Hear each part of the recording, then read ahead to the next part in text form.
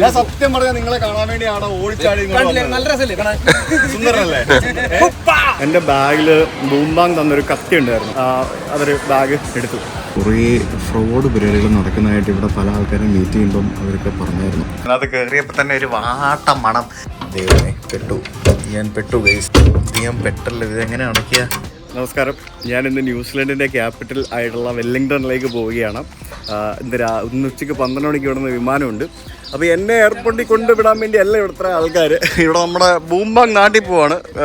ഏതാണ്ട് 4 വർഷത്തിന് ശേഷം പുള്ളി നാട്ടിൽ പോകാൻ വേണ്ടി പോവാണ്. 4 വർഷത്തിന് ശേഷം നാട്ടിൽ പോകുന്നതിൻ്റെ എക്സൈറ്റ്മെൻറ്റിൽ കുറേ സാധനങ്ങളും പറ്റുമൊക്കെ ആയിട്ട് ഇവിടെ പുള്ളിനെ പാക്ക് ചെയ്യണം, എന്നെയും പാക്ക് ചെയ്യണം. അങ്ങനെ ഞങ്ങൾ രണ്ടാളും ഇവിടെ നിന്ന് വിമാനം കയറി പോകാൻ പോവാണ്. അപ്പോൾ അതുകൊണ്ടാണ് ഇവിടെ ഇത്രയും ആൾക്കാർ. നമ്മൾ 2 വണ്ടിയിലാണ് എയർപോർട്ടിലേക്ക് പോകാൻ വേണ്ടി പോകുന്നത്. അപ്പോൾ 4 വർഷത്തിന് ശേഷം നാട്ടിൽ പോകാൻ പോകുന്ന മിസ്റ്റർ ബൂംബാങ്, ഹൗ ആർ യു? 4 വർഷത്തെ ഇടവേളയ്ക്ക് ശേഷം ഇന്ത് ചൂടൻ മടങ്ങി വരികയാണ്. കളിക്കാനും ചെയ്തത് കാണിച്ച് പഠിപ്പിക്കാനും. അടിപൊളി, നല്ല സന്തോഷം. കോവിഡിന്റെ ബ്ലോക്ക് വന്നിട്ട് പെട്ടുപോയതാണ് കാര്യം പറഞ്ഞത്. അല്ലെങ്കിൽ അതിന്റെ ഇടയിൽ ഒരു തവണ എങ്കിലും പോയാനായിരുന്നു. നാട്ടിൽ പോയിട്ട് വീഡിയോ ചെയ്യോ? നാട്ടിൽ പോയിട്ട് വീഡിയോ ചെയ്യണമെന്ന് പ്ലാൻ ഉണ്ട്. നമ്മുടെ സബ്ജക്ട് ഇറച്ചിയാണ്. അപ്പൊ ഇറച്ചിയെ കുറിച്ച് കുറച്ച് വീഡിയോ. ശരി, നിങ്ങൾ മിസ് ചെയ്യുമോ പുള്ളിയെ? അല്ലല്ല, പുള്ളി ഞങ്ങളെ മിസ് ചെയ്യും.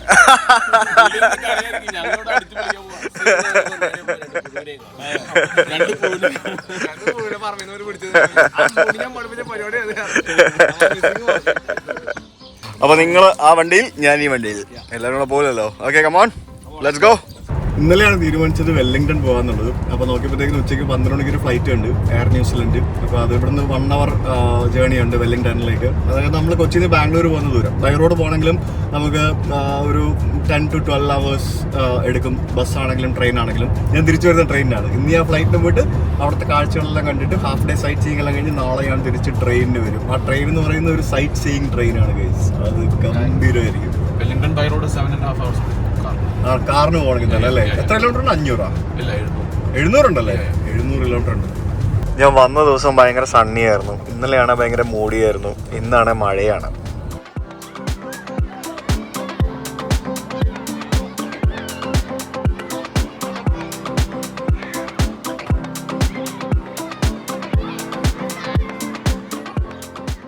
നമ്മളിപ്പോൾ ഓക്ലൻഡ് എയർപോർട്ടിന്റെ ഡൊമസ്റ്റിക് ടെർമിനലിലേക്കാണ് വന്നുകൊണ്ടിരിക്കുന്നത്. എന്നെ ബൈ പറഞ്ഞ് അയക്കേണ്ട ആളാണ് ഇപ്പൊ ഞാൻ ഇവിടെ വന്നിട്ട് പുള്ളിനെ പറഞ്ഞ് അയച്ചോണ്ടിരിക്കും. നിങ്ങൾ എന്റെ സ്ഥലം കളഞ്ഞൂലേ? എന്നെ ഇവിടുന്ന് പുള്ളി ഇന്ത്യയോട് കയറ്റി വിടാണ്. എന്നിട്ട് നിങ്ങൾ എന്റെ സാധനം എടുത്തവിടെ.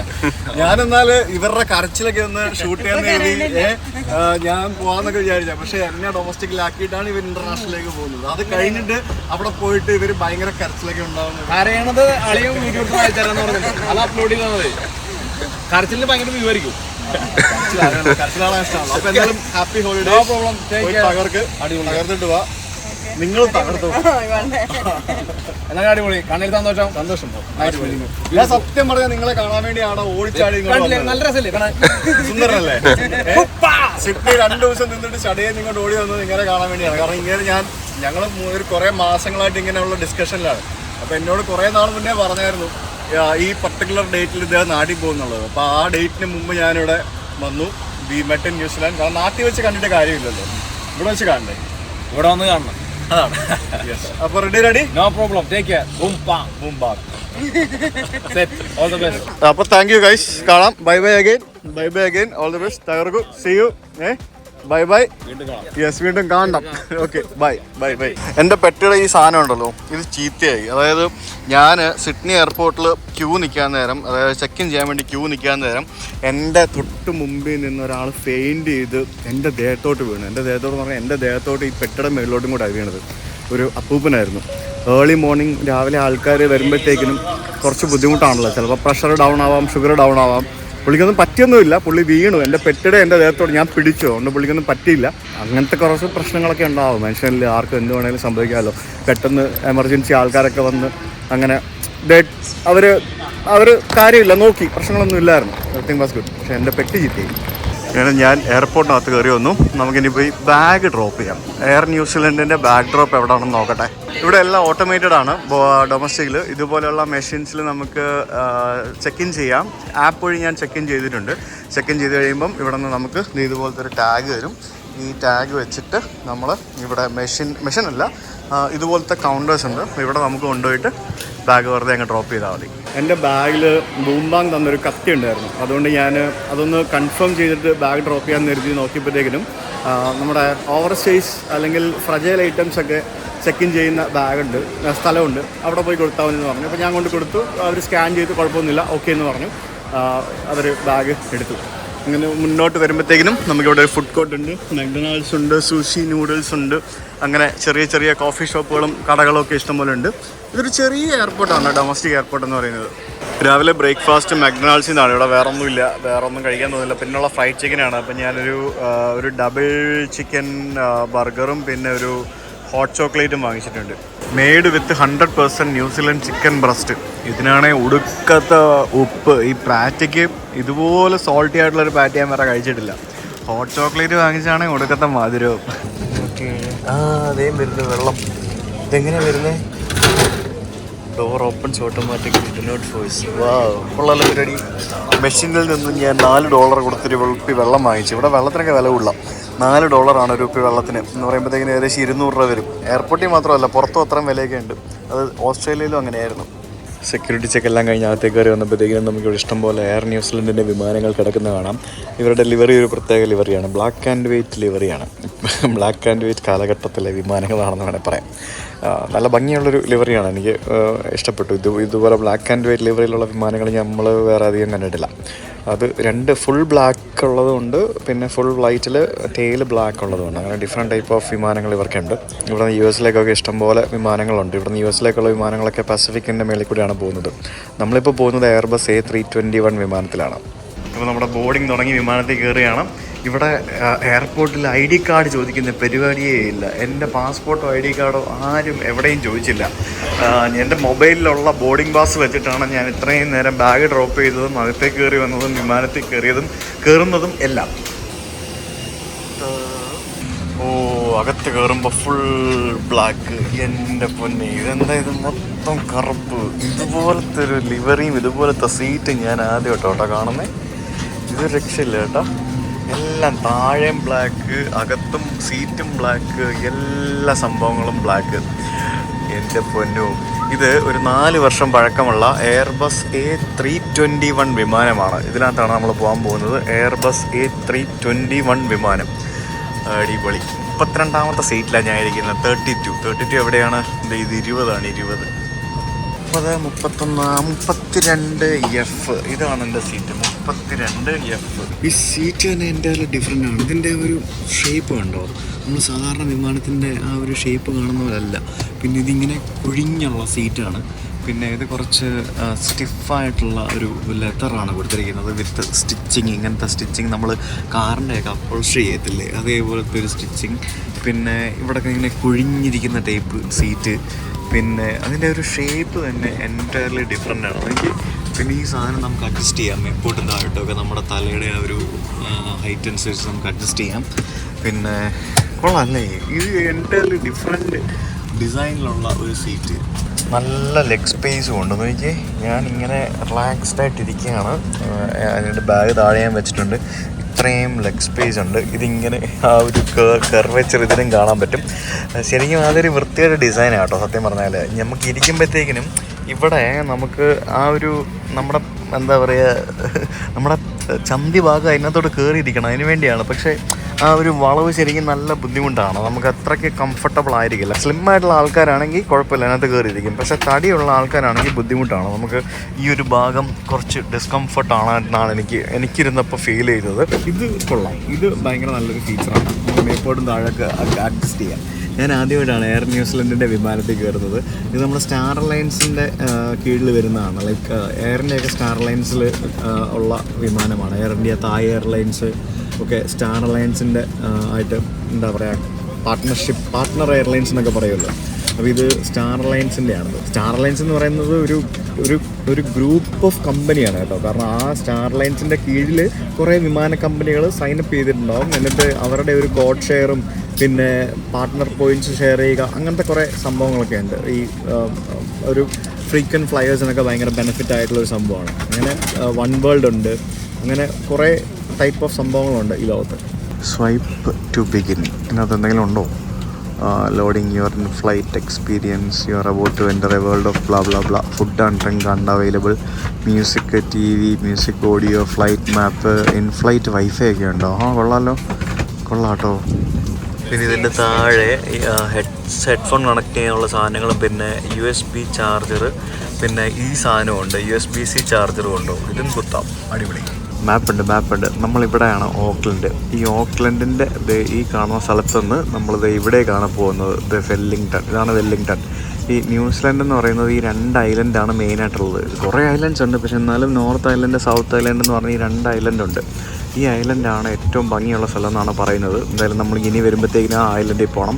അങ്ങനെ കുറേ സ്ഥലങ്ങളുണ്ട് ന്യൂസിലാൻഡ്. നമ്മൾ ഇത്തവണത്തെ യാത്ര വളരെ ഷോർട്ട് ട്രിപ്പ് ആയതുകൊണ്ട് നമുക്ക് കുറച്ച് സ്ഥലങ്ങൾ മാത്രമേ നമ്മൾ കാണാൻ പറ്റുള്ളൂ.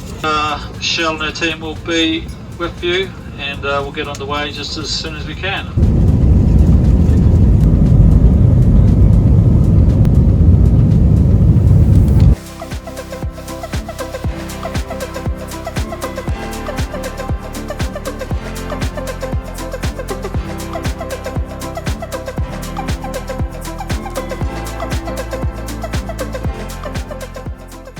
അങ്ങനെ നമ്മൾ ഓക്ലൻഡിൽ നിന്നും വെല്ലിംഗ്ടനെ ലക്ഷ്യമാക്കി പറന്നു കയറിയിരിക്കുകയാണ്.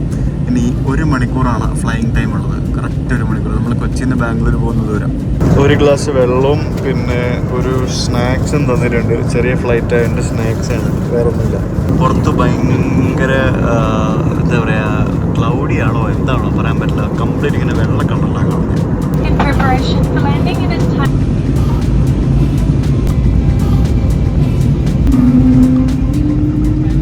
അങ്ങനെ നമ്മൾ ന്യൂസിലാൻഡിൻ്റെ തലസ്ഥാന നഗരമായിട്ടുള്ള വെല്ലിംഗ്ടൺ എന്ന് പറഞ്ഞ സ്ഥലത്തേക്ക് എത്തിക്കൊണ്ടിരിക്കുകയാണ്. ന്യൂസിലാൻഡ് എവിടെ പോയാലും നമുക്ക് കാണാൻ സാധിക്കുന്നത് ഇതുപോലെയുള്ള പുൽമേടുകൾ പോലെയുള്ള മലകളും കടലുകളുമാണ്. ഈ വെല്ലിംഗ്ടൻ്റെ ഒരു പ്രത്യേകത എന്ന് പറയുന്നത് ഏറ്റവും കൂടുതൽ കാറ്റടിക്കുന്നൊരു പ്രദേശമാണിത്. വിൻഡി വെല്ലിംഗ്ടൺ എന്നും ഇതിനെ പറയുന്നുണ്ട്.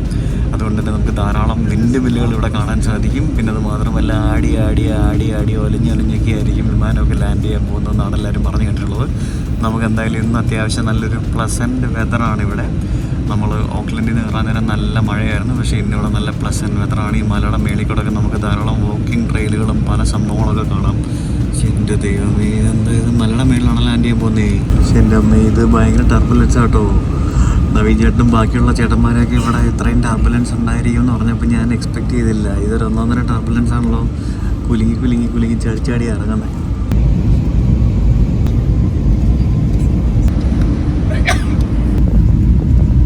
ആ കാണുന്ന സ്ഥലം കണ്ടോ, അവിടെയാണ് നമ്മൾ താമസിക്കാൻ പോകുന്നത്. ആ കാണുന്ന സ്റ്റേഡിയവും അതിൻ്റെ അപ്പുറത്ത് റെയിൽവേ സ്റ്റേഷനും മറ്റൊക്കെ ആയിട്ട് അവിടെ നിന്ന് നമ്മൾ നാളെ ട്രെയിൻ കയറേണ്ടത്. നമ്മൾ എയർപോർട്ടിൽ നിന്ന് ഇറങ്ങി ബസ് എടുത്തിട്ട് ഈ സ്ഥലം വരെ വരണം. അടിപൊളി. ഇതൊരു ഫെറി ടെർമിനലും അതേപോലെ തന്നെ ക്രൂസ് ഷിപ്പുകളൊക്കെ വരുന്ന സ്ഥലവും എല്ലാം ഇത് തന്നെയാണ്. എൻ്റെ ദൈവമേ, ഇത് 1.5 ലാൻഡിങ് ആട്ടോ. ഇത് പൊളിച്ച് പകരം ഫുള്ള് മലയാണ്. കണ്ടില്ലേ, മലയുടെ മുകളിലും താഴെ ഇറങ്ങിയും കയറിയൊക്കെയാണ് ഇവിടുത്തെ റോഡുകളും ബാക്കിയുള്ള സംഭവങ്ങളൊക്കെ. അടിപൊളി. എൻ്റെ ദൈവമേ, തകർത്ത്. വളരെ യുണീക്കാണ്. ഇങ്ങനത്തെ ഇത്രയും ഇവിടെ ഇങ്ങനെ ഒരു വിമാനത്തിൽ വരുന്ന ഒരു എക്സ്പീരിയൻസ് തന്നെ ഭയങ്കര വലിയ സംഭവമാണ്. That's amazing. ഇത് എങ്ങോട്ടാണ് ലാൻഡ് ചെയ്യുന്നത്?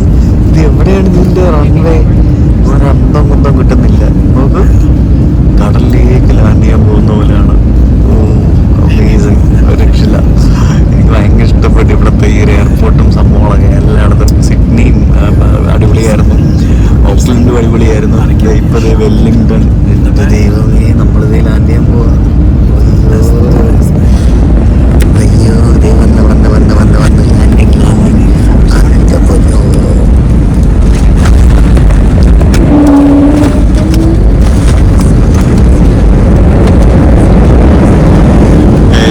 സക്സസ് ആയിട്ട് ലാൻഡ് ചെയ്ത്.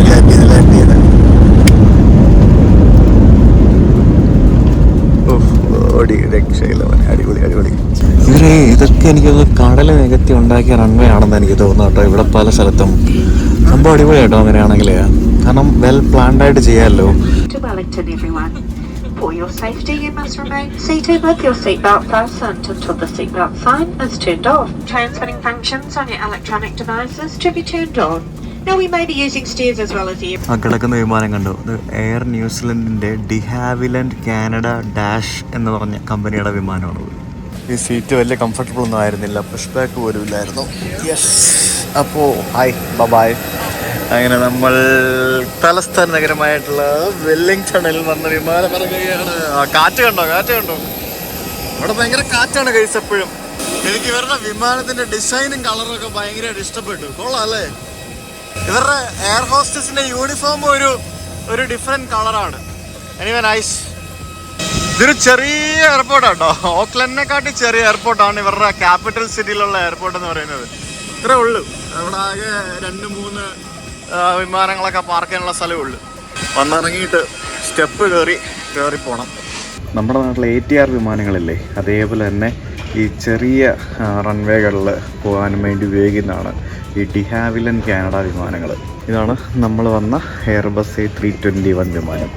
നമ്മൾ ടെർമിനലിൽ വന്ന് കയറി. ടെർമിനലിൽ വന്നിട്ട് നമുക്കിനി ബാഗ് കളക്ട് ചെയ്യാൻ പോയിട്ട്. പക്ഷെ എൻ്റെ പൊന്നോ, ഇത് രക്ഷയില്ലല്ലോ. ഇത് അത്യാവശ്യം നല്ല വലിയ ടെർമിനലാണല്ലോ. അടിപൊളി. നോക്ക്. അപ്പോൾ നമുക്ക് ബാഗേജ് ക്ലെയിം എവിടെയാണെന്ന് വെച്ചാൽ തപ്പി പിടിക്കട്ടെ. കുറേ അങ്ങോട്ട് പോകണമെന്ന് തോന്നുന്നു. ഇവിടെ ഇഷ്ടംപോലെ കടകളുണ്ട്.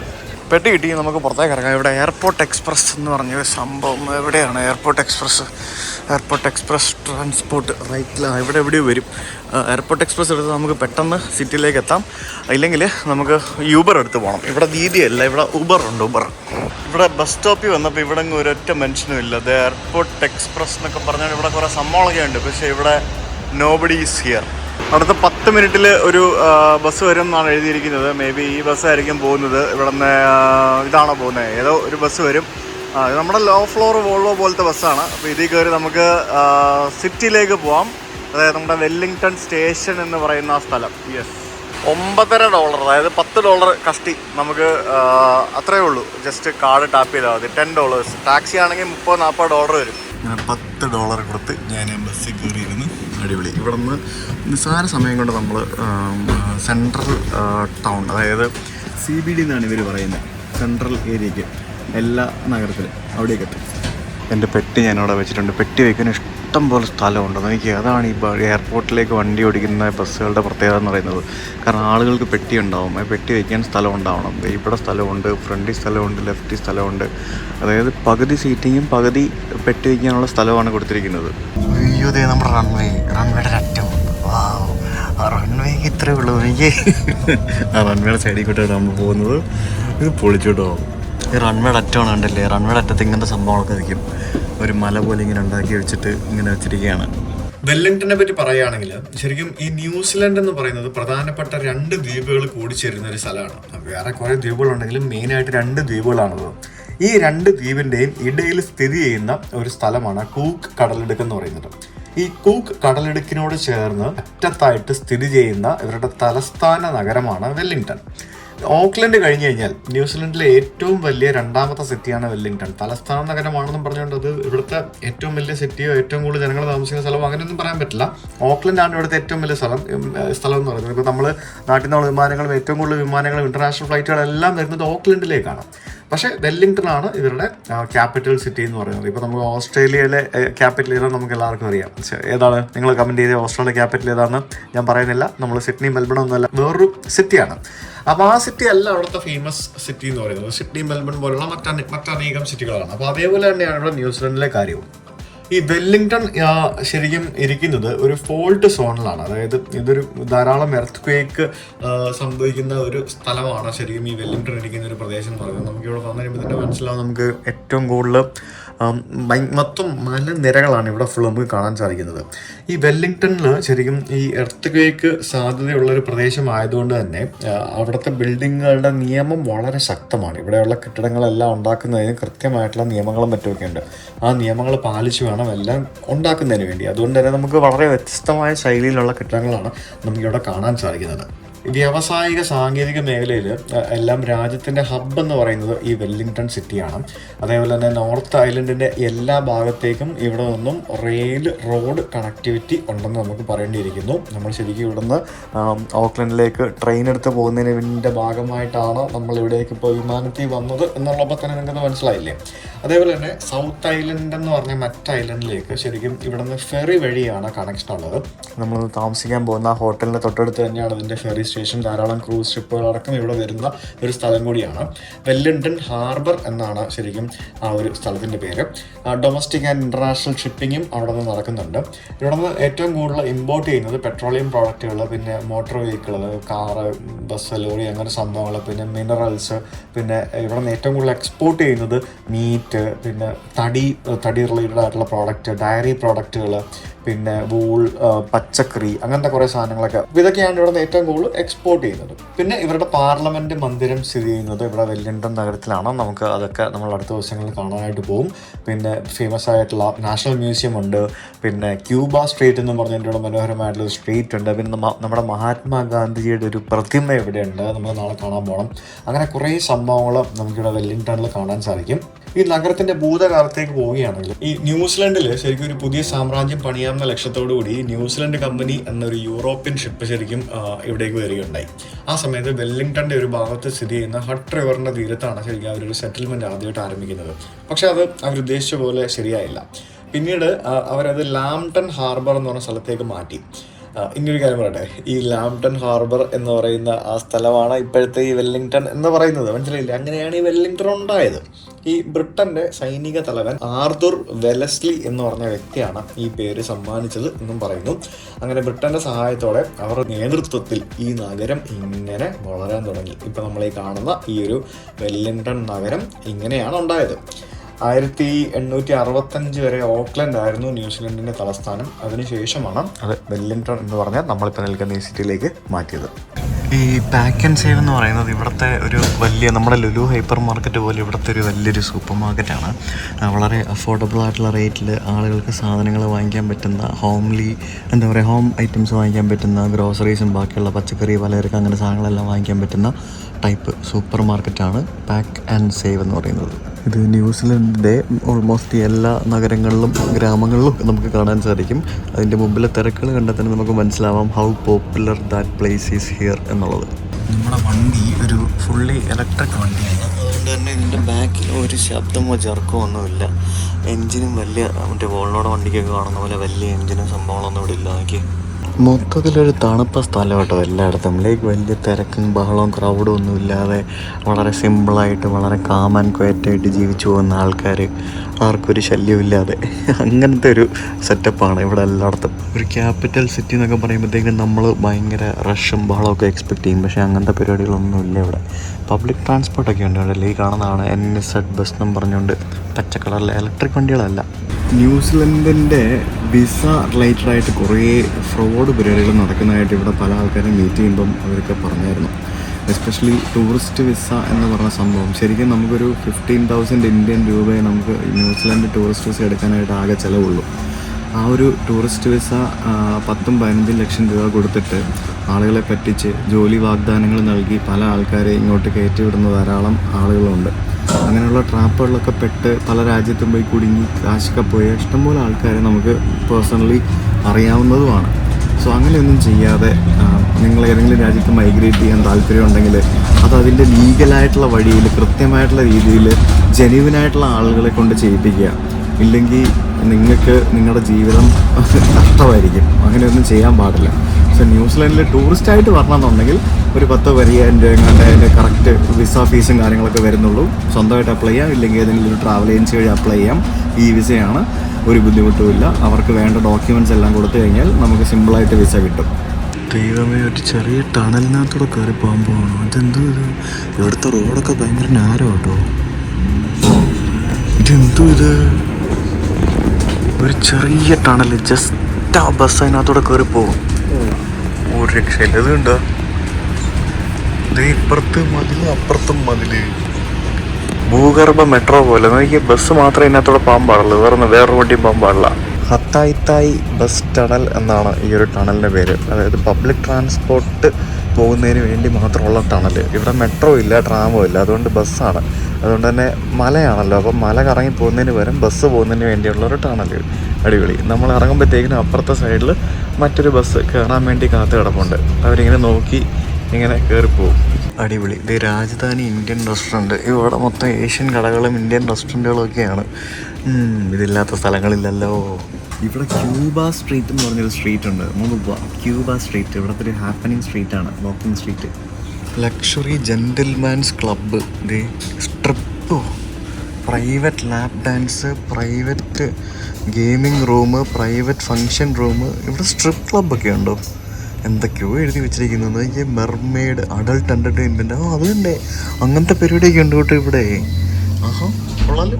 കണ്ടോ, ഞാൻ ബസ്സിലിരുന്ന് തന്നെ എന്തോരം കാഴ്ചകളാണ് കണ്ടു തീർക്കുന്നത് നോക്കൂ.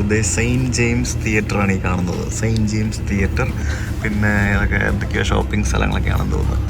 അക്കോമഡേഷനൊക്കെ ഭയങ്കര എക്സ്പെൻസീവാണ് ഇവിടെ. ഞാനിപ്പോൾ പോകുമ്പോൾ കാണിക്കാം. ഞാനിപ്പോൾ ബുക്ക് ചെയ്തിരിക്കുന്ന റൂമും ഞാൻ അവിടെ കൊടുത്തിരിക്കുന്ന പൈസയൊക്കെ. ഹോട്ടൽസൊക്കെ ഭയങ്കര എക്സ്പെൻസീവാണ്.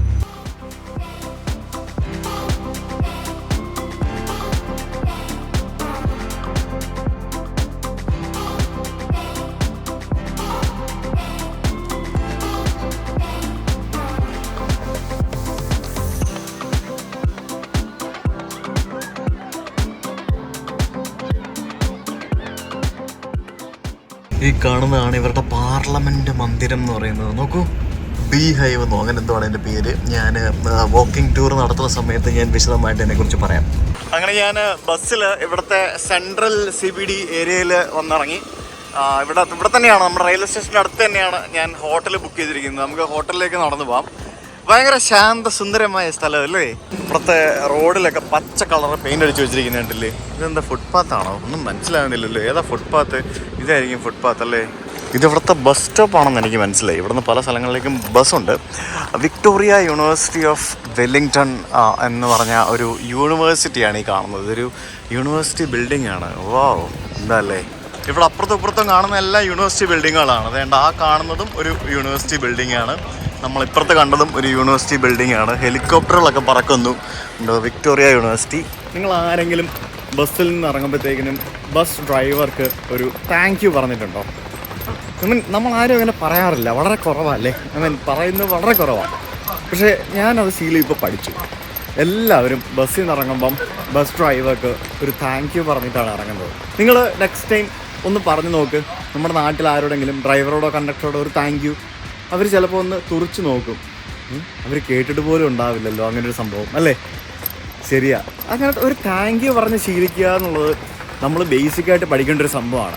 എന്തിനും ഒരു താങ്ക് യു. നമ്മളൊരാളൊരു ഫേവർ ചെയ്തതിന് മാത്രമല്ല താങ്ക് യു പറയേണ്ടത്. ഇപ്പോൾ റോഡിൽ കൂടെ നടന്നു പോകുമ്പോഴത്തേക്കിനും നമുക്ക് ഒരാൾ എന്തെങ്കിലും നമുക്കൊരു സഹായം ചെയ്തു, അല്ലെങ്കിൽ ഒരു വഴി തന്നോ, അല്ലെങ്കിൽ ഇപ്പം വണ്ടി നിർത്തി തന്നോ, ഒന്ന് കൈ പൊക്കി താങ്ക് യു പറയുക, ഹായ് പറയുക. It's A good thing. Thank you പറഞ്ഞ് ശീലിക്കുന്നത് നല്ല കാര്യം തന്നെയാണ്. ഇവിടെ ഉണ്ട് കേട്ടോ ഇങ്ങനത്തെ ആൾക്കാരൊക്കെ, ഹോംലെസ് ആൾക്കാരൊക്കെ ഇഷ്ടം പോലെ ഉണ്ട് ഇവിടെ. ഇങ്ങനെ അവരെത്ര അവർക്ക് ഷെൽട്ടർ കൊടുത്താലും അവരങ്ങനെ നമുക്കിങ്ങനെ എന്താ പറയുക, ഷെൽട്ടർ ഇല്ലാതെ അവരുടെ റൂമിൽ തന്നെ വന്നിരിക്കും. ഈ മുമ്പിൽ കാണുന്ന ബിൽഡിംഗ് കണ്ടോ, there is A railway station. നോക്കൂ എന്ത് ഭംഗിയായാലും റെയിൽവേ സ്റ്റേഷൻ കാണാനായിട്ട്. അതായത് ന്യൂസിലൻഡിൻ്റെ തലസ്ഥാന നഗരമായിട്ടുള്ള ആ വെല്ലിംഗ്ടൺ റെയിൽവേ സ്റ്റേഷനാണ് ഈ കാണുന്നത്. ഇവിടെ നിന്നാണോ നമ്മൾ അടുത്ത ദിവസം ട്രെയിൻ എടുത്ത് നമ്മൾ ഓക്ലൻഡിലേക്ക് പോകാൻ പോകുന്നത്. ആ റെയിൽവേ സ്റ്റേഷൻ്റെ തൊട്ട് മുമ്പിൽ ഇവിടെ എവിടെയോ ആണ് ഞാൻ താമസിക്കാൻ വേണ്ടി ബുക്ക് ചെയ്ത ഹോസ്റ്റൽ മുറി. ഈ സിറ്റി ഭയങ്കര ഇഷ്ടപ്പെട്ടു. ഇവിടെ ഒരു ഹാഫ് ഡേ നിന്നാൽ പോരാ, ഇവിടെ ഒരു 2-3 ദിവസം നിൽക്കണം. അതിനുള്ള വൈബ് ഇവിടെ ഉണ്ട്.